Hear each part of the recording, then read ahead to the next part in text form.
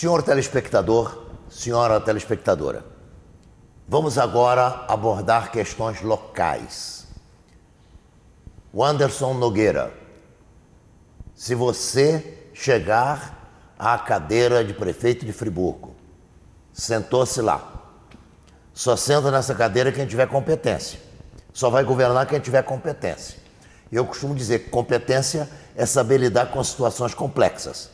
Geralmente as cadeiras têm 4 pés.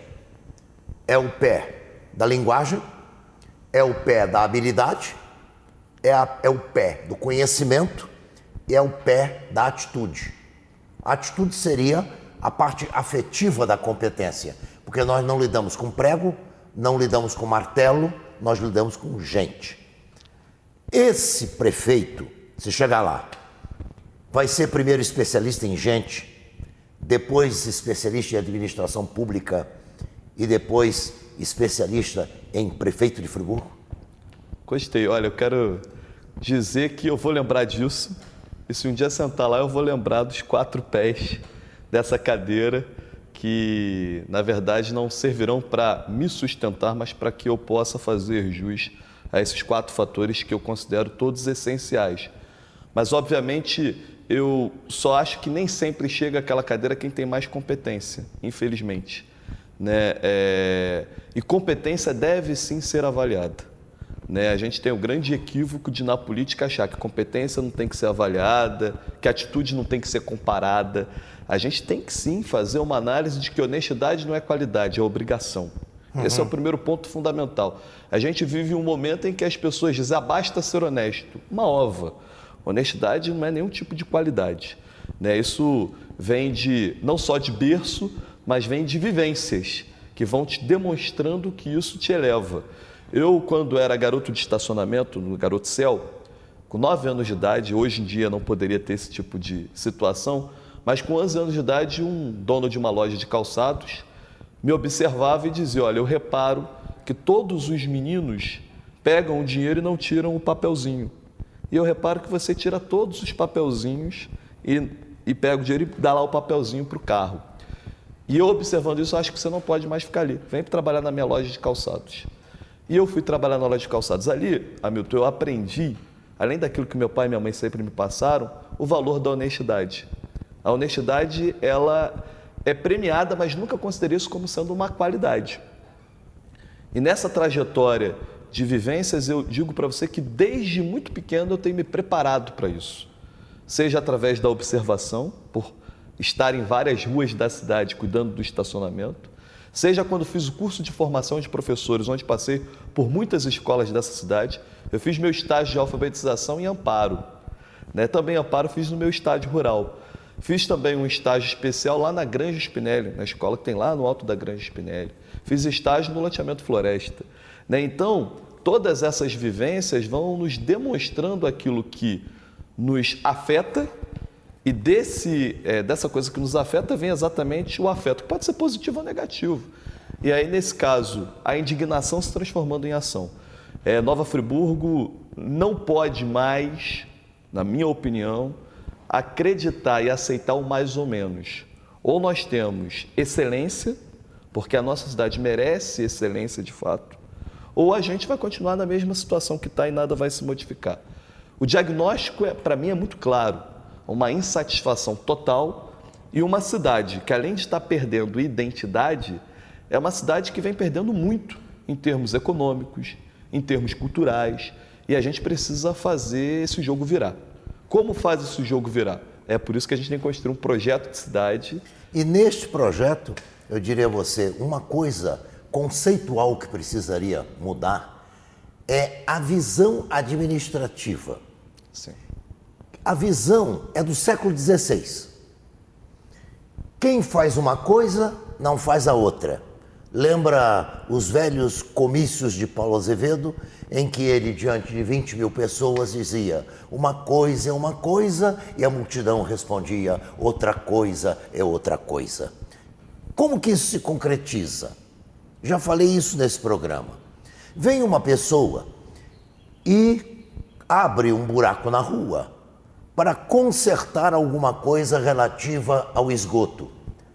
mas não tapa o buraco. É uma outra secretaria que vai cuidar de tapar o buraco. Não existem processos sistêmicos, porque o planejamento é todo separado. Obra é obra, iluminação é iluminação, educação é educação, enfim. E com essas separações acontecem coisas muito interessantes.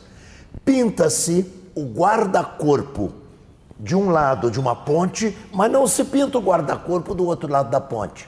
Agora eu imagino como é que outras coisas mais complexas não estão. Não é? Então, realmente, Friburgo precisa um grupo sentar, pensar, planejar. Tendo um planejamento, aí vamos trabalhar. Agora não pode acontecer como vem acontecendo na última década, especialmente. Eu tenho pensado muito sobre isso e eu chamo da década perdida. Os últimos 10 anos foram 10 anos perdidos. E justamente porque a cidade não sabia para onde queria ir. A primeira definição que tem que se ter é para onde a gente quer ir e caminhar para lá. E nesse meio tempo nós tivemos a catástrofe. Exatamente, ainda com uma catástrofe no meio, onde, na minha opinião, havia a possibilidade de renascimento. Sim. Uma verdadeira reconstrução, e esse renascimento não aconteceu. Pelo contrário, a cidade empobreceu ainda mais e não aproveitou, eu não gosto nem de usar o termo oportunidade, porque se trata de uma tragédia onde se perdeu muitas vidas, mas era a oportunidade de uma revolução cultural e de pensamento, de pensar, nós temos que ver além das montanhas. E infelizmente isso não aconteceu. Então, acho que o desafio é muito grande de recuperar esses 10 anos que foram perdidos, para que a gente possa fazer em pouco tempo esse espaço todo que ficou para trás. Nesse sentido, eu acho que há dois tripés essenciais. De um lado, uma gestão onde o prefeito seja de fato um grande animador, que seja um grande motivador de fazer as coisas acontecerem, de forma integrada, planejada, com metas claras e estratégias de avaliação dessas metas, para que a gente possa recuperar a credibilidade, ou seja, um prefeito que sente na cadeira, primeiro, ele não pode chegar no dia 1º de janeiro pensando no que vai fazer. Ele já tem que chegar no dia 1º de janeiro sabendo o que vai fazer. Não dá para começar a pensar quando senta na cadeira. Então, você, sabendo onde quer chegar, fazer aí métodos de avaliação contínuos, no mínimo trimestrais, e com participação popular através do Conselho da Cidade, para que você possa estar fazendo a avaliação e redefinição dessas metas. Ou seja, em 6 meses eu sei como a cidade vai estar, em 1 ano eu sei como a cidade vai estar, e ao final do governo você sabe como vai estar entregando a cidade para o próximo que vier. Então, nesse sentido, eu acho que essa é a grande questão, é a gestão. Uma gestão que tenha um desenvolvimento econômico sustentável. Não dá para abrir mão hoje na economia moderna de que a sustentabilidade é algo de falácia. A sustentabilidade é fundamental. Inclusive, a natureza que Nova Friburgo nos oferece é um importante fator econômico. E um desenvolvimento humano. Porque o desenvolvimento humano só vem através de uma economia forte que nos possibilite dar às pessoas a verdadeira cidadania. E a verdadeira cidadania é o emprego. A verdadeira cidadania é a independência da pessoa, poder exatamente ter os serviços do governo funcionando e que possa tocar a vida dela com os sonhos, ter mais tempo com os filhos e assim por diante. Então, gestão, desenvolvimento sustentável e desenvolvimento humano. Esse é um tripé que não dá para abrir mão. Do outro lado, o tripé que nos leva e que nos traz até aqui, história. A história de Nova Friburgo é uma história belíssima, uma das histórias mais bonitas, certamente, que poucas cidades têm o direito. A história tem que ser a nossa inspiração. A natureza como um fator fundamental de preservação, que ela deve ser preservada e que esse ambiente seja favorável à qualidade de vida das pessoas. Natureza, história e pessoas. Se a gente pega esses dois tripés, a gente vai finalmente conseguir olhar além das montanhas. É claro que tudo isso tem que ser esmiuçado num projeto de cidade onde, na área de educação, a gente possa ter escola de formação permanente dos educadores, que a gente possa ter alfabetização na idade certa, que a gente possa zerar a fila das creches, porque uma criança que entra antes na creche tem muito mais possibilidades de progresso e de terminar a sua vida escolar bem.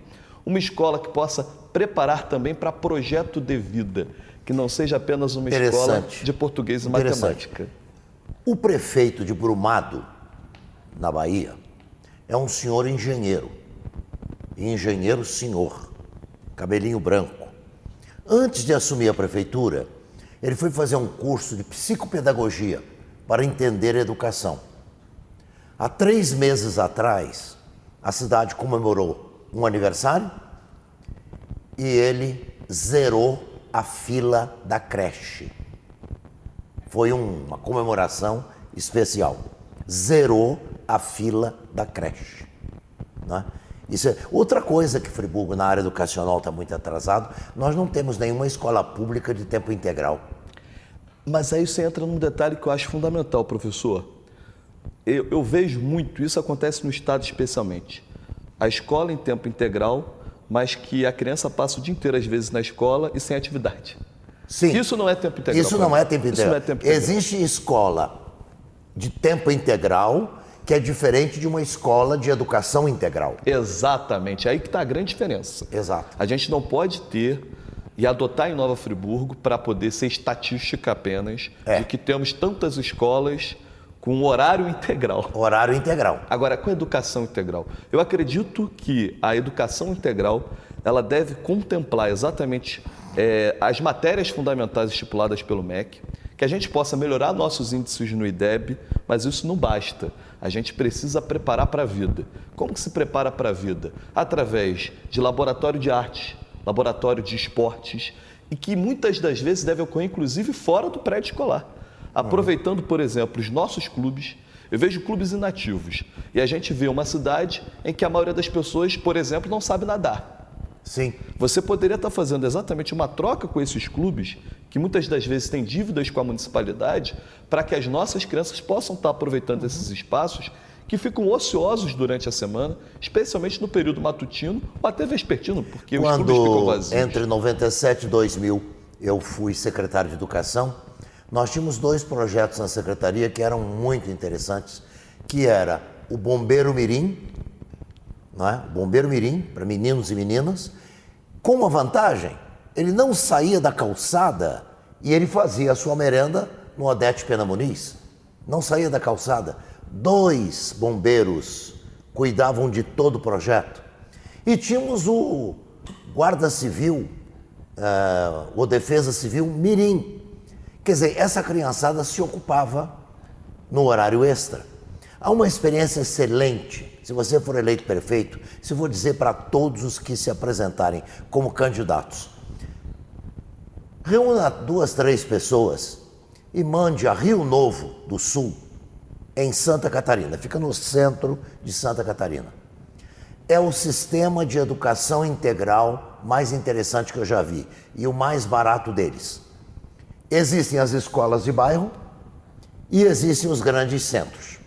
Você não pode ter uma sala de computação, às vezes, em cada escola, mas pode ter no grande centro.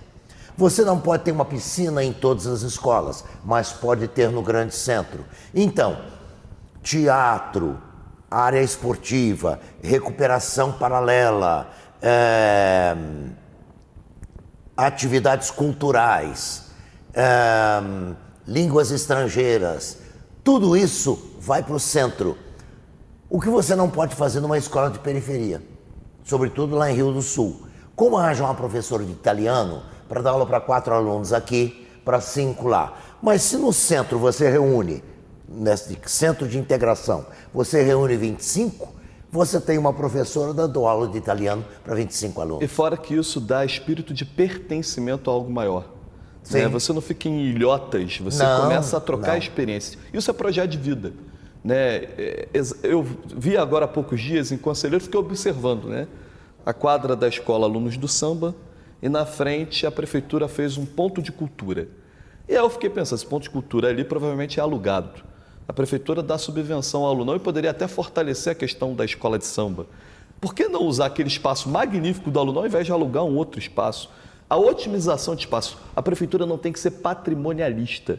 E aí acho a ideia fantástica e já está aqui na mente, exatamente que a gente tem que aproveitar os espaços já existentes. Sim, que torna-se mais barato. E mais veloz. Sim, mais veloz. Você não fica nessa história, eu tenho que fazer essa escola, uma grande reforma nessa escola para poder dar toda essa estrutura. A manutenção, às vezes, é mais cara do que a própria construção. Sim. E as escolas ficam isoladas nos seus, cada um no seu cantãozinho. E aí eu vou te contar um detalhe mais importante. Nova Friburgo gasta milhões e milhões com transporte escolar.